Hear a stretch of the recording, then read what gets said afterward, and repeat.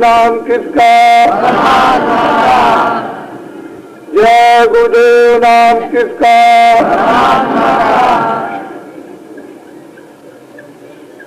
मैं नारियों, बच्चे बच्चियों,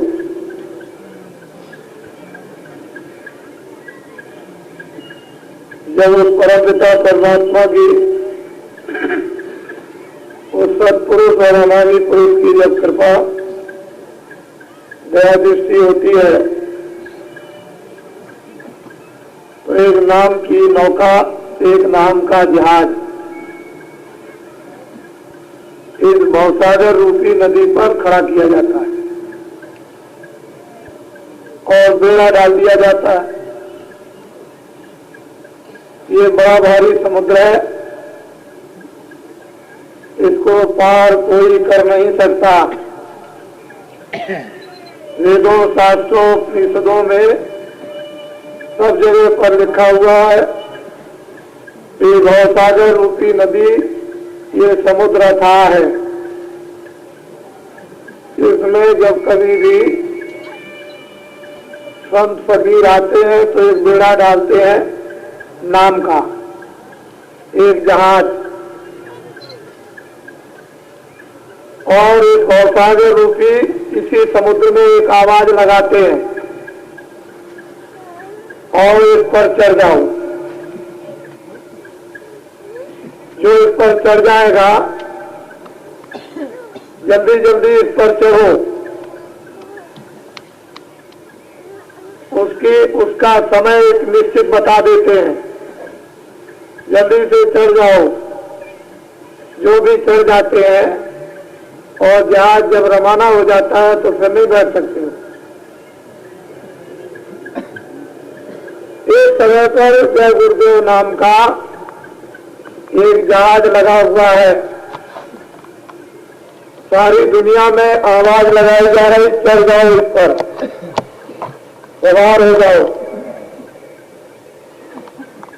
और जाना चाहते हो तो, और एक पार रहना चाहते हो तो मत चढ़ो, उस पार जाना चाहते हो तो चढ़ जाओ। और वही जो जहाज लगाते हैं वही खेलना जानते हैं। उसके लिए दूसरा तो इंजीनियर और केवट मल्लाह नहीं, जिन्होंने जहाज को लगाया वही इंजीनियर है, वही केवट है, वही मल्लाह, और वही खेकर के खाड़ी से, इस अथाह समुद्र से जीवों को भर करके ले जाएंगे।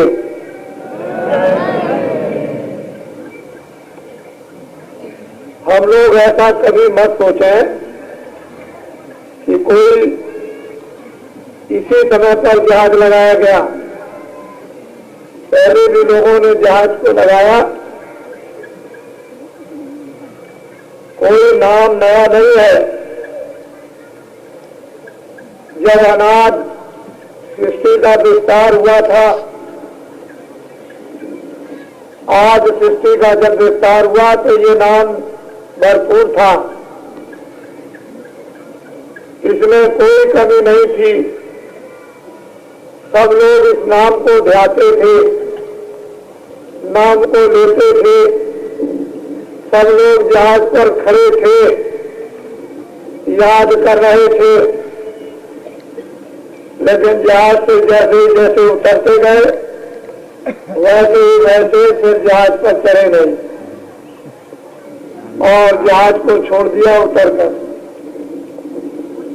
फिर उसको आप भूल गए, भूलते भूलते इतने भूल गए कि आपको ये मालूम ही नहीं रहा कि हमारा सच्चा आद नाम जब विस्तार हुआ था तो कौन सा था। और फिर से आपके सामने नाम की एक आवाज और जहाज लगा, उस पर धीरे से सवार हो जाओ।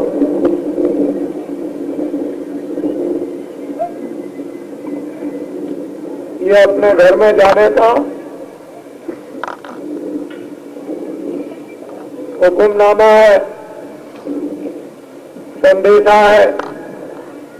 हम लोगों को अपने घर में जाने के लिए सवार होना ही है। दूसरा कोई भी ऐसा रास्ता दिखाई नहीं देता कि आप अपने घर में पहुंच जाएंगे। वो किसका घर? जीवात्माओं का। जहां से आई है वही अपना घर है। जब तक अपने घर में नहीं पहुंचोगे तब तक इन जीवात्माओं को विश्राम नहीं मिल सकता। इसलिए सुलभ समय साधारण और आसान और सबके लिए लाया गया। इसमें किसी के लिए कोई भेदभाव नहीं रखा गया। जब अग्नि अपना काम करती है जलाने का तो हिंदू मुसलमान नहीं देखती। जब रूहों और जीवात्माओं का काम करना है तो कौम कौमियत नहीं, काम है वो सामने। आप सब लोग कौम कौमियत के झगड़े में मत उलझो। अपने घर के जाने में अपना सुलझाव करो। कौम कौमियत के झगड़ों में फंसकर घर छूट जाएगा। जो इन झंझट बंधनों से निकल जाएगा निकल जाएगा। ये आपको मानवता की सबसे बड़ी उच्च शिक्षा, ऊंचा से ऊंचा संदेश सबको दिया जा रहा।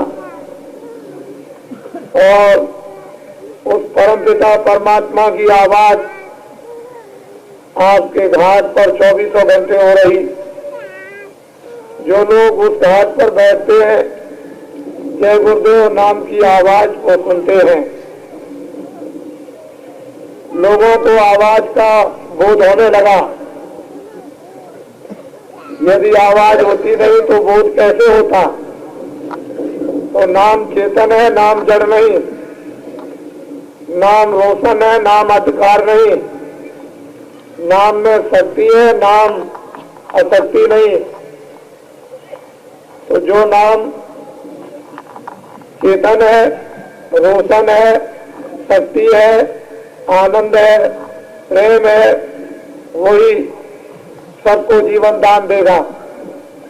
जो जीवात्माओं की रक्षा कर लेगा उन जीवात्माओं को जीवन दान अजर अमर का मिल जाएगा।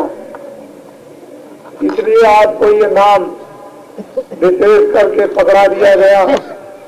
इसको आप कभी छोड़िएगा नहीं और भूलिएगा भी नहीं। इसी नाम से जब जब वक्त और समय आएगा और चिल्लाओगे तो फौरन आपके सामने कोई ना कोई खड़ा मिलेगा।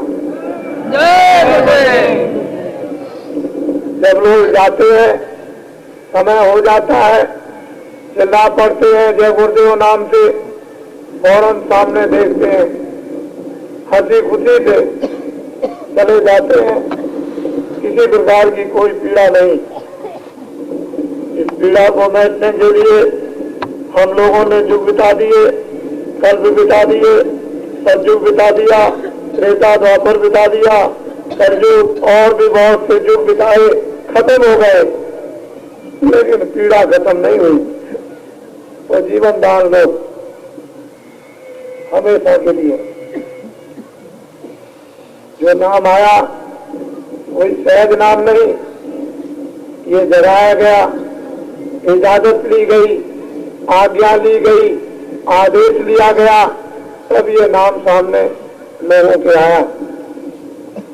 बिना आदेश, बिना आज्ञा, बिना इजाजत नाम नहीं लाया जाता। इसी से फिर वो काम करता है, अंदर और बाहर। बाहर भी काम करेगा, अंदर भी काम करेगा, बाहर भी होश में लाएगा, अंदर भी होश में लाएगा। दोनों तरफ सावधानी कराएगा और दोनों तरफ रक्षा करेगा, इधर भी और उधर भी। इधर नाम को मरा हुआ मत समझो, नाम को अचेतन मत समझो, नाम को शक्तिहीन मत समझो। इस पर दृढ़ विश्वास, प्रेम और प्रतीक पूरी कर लो। ये अपना एक सहारा, उसको अपना बनाकर उसके साथ हो जाओ। ये दुनिया के जब तक लोग इन शिक्षाओं से दूर रहते हैं तब तक उन्हें विश्वास बुद्धि का नहीं होता, लेकिन जब वो निकट में आते हैं तो बुद्धि में जब निर्णय कर लो सत्संग नहीं मिलेगा, कुछ नहीं होगा, सत्संग सार है। कबीर ने कहा, नानक रैदास ने, जितने महात्मा फकीर आए सबने तौबत पर सत्संग पर जोर दिया, और आपको भी यही बात बराबर बताई जा रही कि सत्संग सार जगत, उसे अपनाए रहो, पकड़े रहो, सुनने के लिए भागते रहो, बुलाते रहो। जब कभी सत्संग का समय आए अपने सब कामों को थोड़े समय के लिए छोड़ दो। इन कामों के छोड़ने से नुकसान नहीं, लेकिन सत्संग नहीं मिलेगा तो सर्वस्व नुकसान हो जाएगा, क्योंकि सत्संग बार बार नहीं मिलता। न मालूम किस जो गली में मिल गया